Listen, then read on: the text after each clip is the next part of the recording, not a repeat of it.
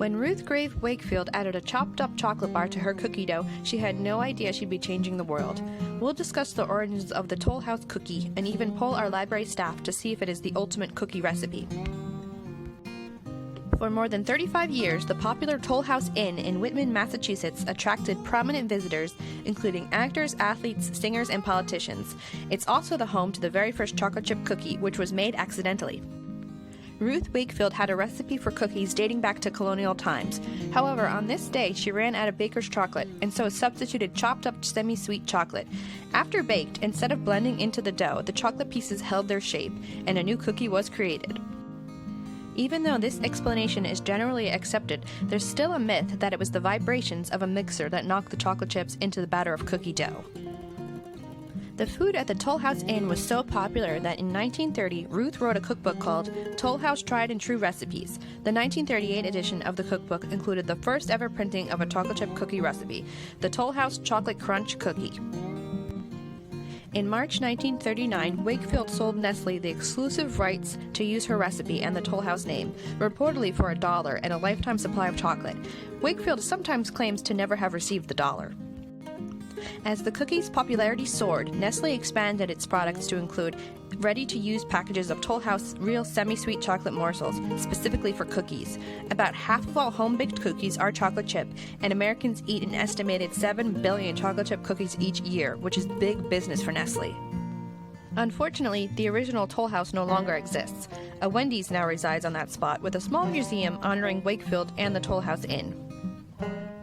Today we'll be making the original Toll House cookies and my favorite recipe for chocolate chunk cookies, and we'll see which is better. Okay, so we're starting with the official Ruth Wakefield recipe, and we'll need 2 1/4 cups all-purpose flour, 1 teaspoon baking soda, 1 teaspoon salt, 1 cup of softened butter, 3/4 cup granulated sugar, this is the white sugar, 3/4 cup packed brown sugar, it can be light or dark, 1 teaspoon vanilla extract, 2 large eggs, 2 cups of Nestlé Toll House semi-sweet chocolate morsels, 1 cup of chopped nuts. This is optional. If you omit, which is what I did, add 1 to 2 tablespoons of flour, a bowl, a cookie sheet, and a cookie scooper. I'm using my stand mixer and I don't have a cookie scooper, so I'll be winging it with a tablespoon. I have all my ingredients here, including my Nestlé Toll House morsels. I was actually curious if the recipe on the bag matched the original, and it does. First, you'll heat the oven to 350 degrees. I actually heated my oven when I was done mixing the cookies so I didn't feel pressured, but you can do it at the beginning too. Take the butter out of the freezer in the morning so it's ready to go for your afternoon cookie baking. Add your butter, sugars, and vanilla extract to your mixer and beat until creamy. If you're using a hand mixer, beat on high. If you're using a stand mixer like me, beat on medium.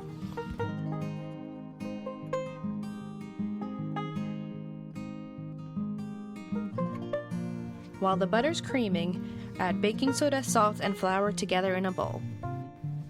This is where you'll add the extra tablespoon of flour if you omitted the nuts, and now you'll mix your dry ingredients together. Next, you'll add your eggs one at a time. If you're going to taste your batter, now's the time to do it before you add the eggs. It is not recommended to eat raw eggs in cookie batter.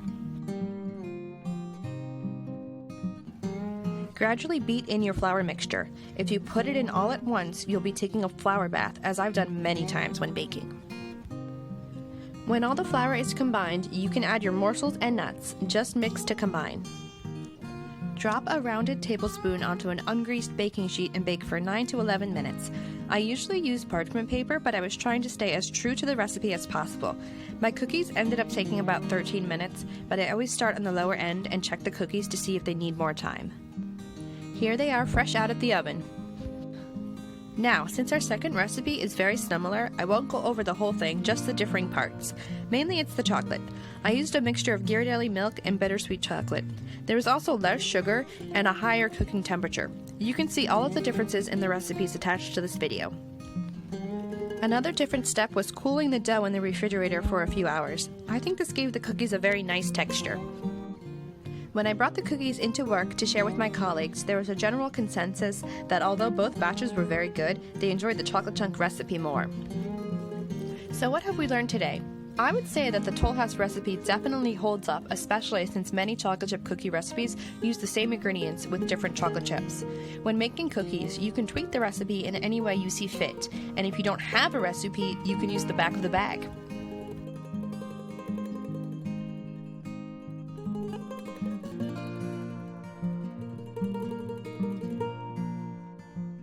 Support public libraries.